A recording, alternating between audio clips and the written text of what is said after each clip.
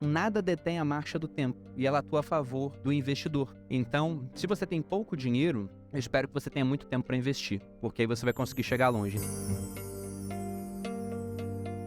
Dá para você ficar rico hoje começando a investir com pouco dinheiro? Dá, desde que ao longo do tempo você invista com mais dinheiro. Ou que você fique muito tempo como investidor, é um outro ponto. Se a gente pega o Warren Buffett, que é um exemplo famosíssimo, né? O Warren Buffett tem hoje uma riqueza de mais ou menos uns 110 bilhões de dólares. Desses 110, 107 vieram depois que ele tinha 65 anos. Então, quase todo o resultado dele veio depois de 65, porque é o poder dos juros compostos. Se você pega a fórmula dos juros compostos, a gente vê que a parte exponencial é o tempo. Você tem algum capital investido que multiplica por uma taxa de juros, mas o fator que é exponencial é a passagem do tempo. Então, nada detém a marcha do tempo e ela atua a favor do investidor. Então, se você tem pouco dinheiro, eu espero que você tenha muito tempo para investir, porque aí você vai conseguir chegar longe. Então, o jovem, por exemplo, ele está numa situação ideal. Ah, é pouca grana. É, mas tem muito tempo pela frente.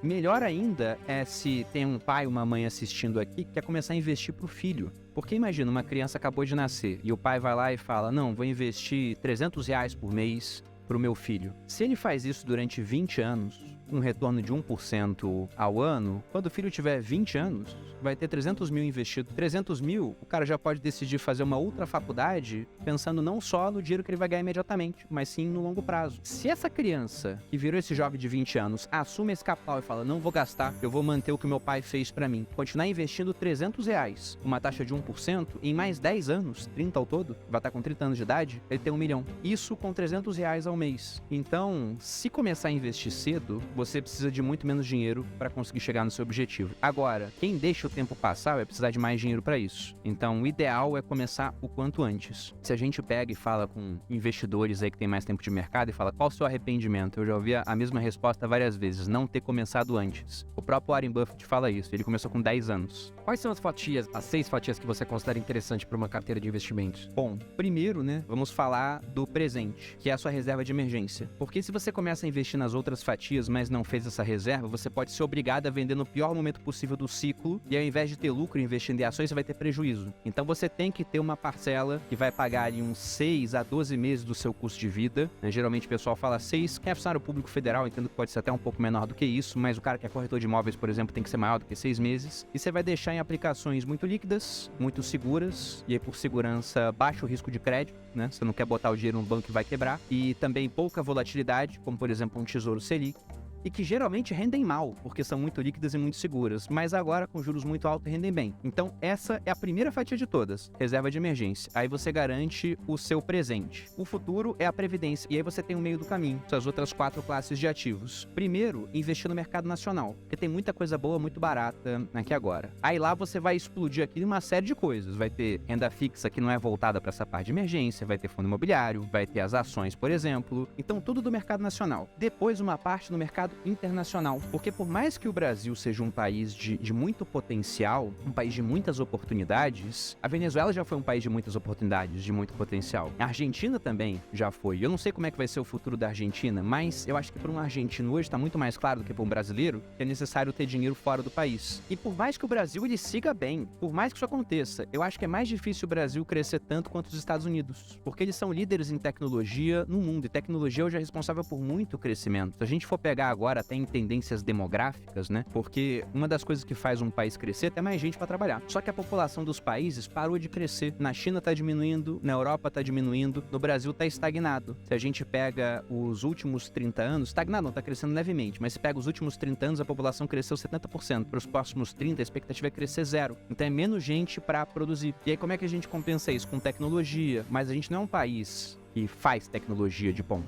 A gente usa dos outros. Quem faz? Estados Unidos e China. Mas Estados Unidos a população ainda cresce, seja por conta de imigração, seja por conta dos americanos terem mais filhos. E a imigração que vai pra lá não é só o brasileiro que vai pra lá pra pegar serviço de garçom, não é só o mexicano que atravessa a fronteira, é o cara da África do Sul que vai empreender nos Estados Unidos e vira o homem mais rico do mundo, que é o Elon Musk. Então eles têm uma capacidade de atrair boas cabeças muito interessante. E eu quero estar presente nesse mercado e acho que todo mundo deveria estar, primeiro por questão de sobrevivência, porque a gente sabe o que vai acontecer aqui, e segundo que é um mercado que ao longo do tempo tem sido imbatível, se a gente pega aí pelo menos os últimos 2 séculos. Então, reserva de emergência, alocações nacionais, alocação internacional, previdência na outra ponta. E aí tem duas que são pensando mais em segurança. Um deles é o Bitcoin, que é um ativo que ele, se corretamente armazenado, é inconfiscável. O governo vai lá e bloqueou suas contas bancárias, bloqueou o seu patrimônio. Não tem como bloquear o seu Bitcoin se ele está na sua wallet. Eu até dei um exemplo durante a retomada, né, do Afeganistão pelo Talibã. O afegão, devia ser quase ninguém isso, porque acho que a informação não chega lá igual chega em outras partes do mundo. Mas se o afegão tivesse Bitcoins, ele poderia sair do país sem nada, porque a conta bancária dele foi bloqueada quando o Talibã tomou o poder. Mas só com as palavras-chave para abrir uma conta em uma corretora em outro país, recuperar o acesso ao wallet e vender os seus Bitcoins. Então, eu interpreto o Bitcoin como meu seguro contra um fim do Brasil. Seria isso, porque eu poderia pegar isso e ir para qualquer outra parte do mundo sem levar nada aqui do país. E a outra é pensando em segurança em termos familiares. Não é nem de longe uma fatia do portfólio que deve ter o melhor rendimento de todos, mas é interessante que é ter o imóvel. Quando eu digo imóvel, é um imóvel para você morar. Outros imóveis entrariam na parte de investimentos nacionais. E aí, por que eu digo que não deve ser o melhor tipo de investimento? Porque muito provavelmente um fundo imobiliário que compra imóveis na Faria Lima vai ter um rendimento melhor ao longo do tempo do que o seu imóvel residencial em Alphaville, por mais que seja uma ótima região. Mas é muito mais procura pela Faria Lima. É mais fácil de administrar, é mais diversificado. Então, como investimento, eu prefiro muito mais fundo imobiliário. Só que para você morar, para sua esposa poder decorar como ela quiser, para os seus filhos poderem crescer na casa, para ter um pouco mais de segurança do ponto de vista psicológico, que é importante para várias pessoas. Eu não tenho problema em morar em imóvel de aluguel, mas a Malu uma hora chegou para mim e falou: "Eu quero ter minha casa. Agora a gente tem dinheiro, vamos fazer isso?" Eu falei: "Tudo bem." Sonho.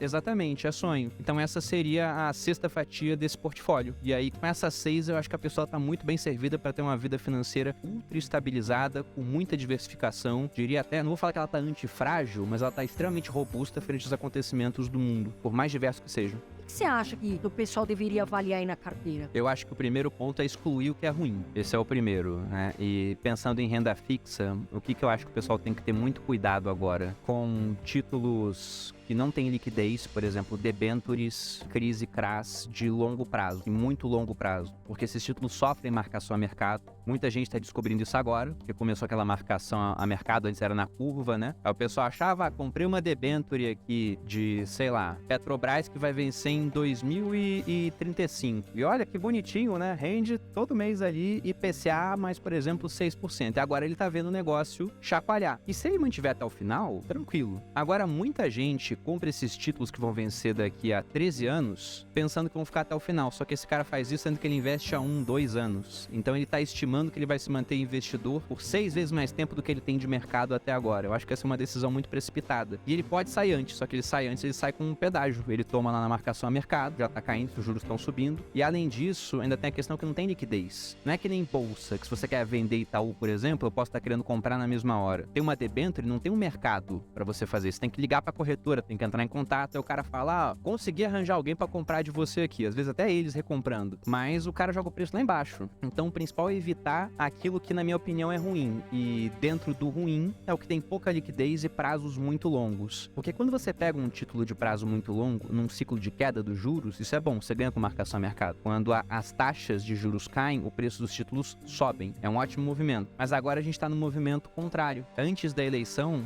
o pessoal discutia quando que a Selic ia começar a cair. Se ia ser segundo semestre ou primeiro, e alguns mais otimistas falando até de primeiro trimestre. Passada a eleição, passado um tempo, não tem ninguém mais achando que a Selic vai cair no primeiro semestre. Alguns apontam que é lá no final do ano, e tem gente já falando que ela vai ter que subir. Então, se você tem um ciclo de subida dos juros, e aí não é só a Selic, é a taxa de juro longa subindo também, porque a capacidade de pagamento do Brasil vai ficar pior, esses títulos longos são ruins. E pensando no que é bom, tem um título que é ótimo, que ele é muito bom pro iniciante, que é o Selic. Esse o pessoal que tá investido tá rindo de orelha a orelha. Hoje eu tava gravando um vídeo do YouTube, né, e aí o meu câmera e editor lá, o John, ele falou, cara, investi 10 mil no Tesouro Selic em 4 meses, né, falou do retorno dele, rindo pra caramba. Eu falei, é maravilhoso isso. Eu falei, John, é maravilhoso porque a Selic tá alta, não é sempre assim, né, uma hora essa taxa de juros pode baixar. Então esse é um título muito bom. E eu também gosto de títulos mais curtos que estão atrelados ao IPCA. Só que, infelizmente, o Tesouro, ele acabou... Infelizmente não, faz parte. Mas ele acabou de mudar o título mais curto que eles tinham lá, que era o IPCA 2026. 2026, ia vencer daqui a 3 anos. Eles colocaram agora o IPCA 2029 como mais curto.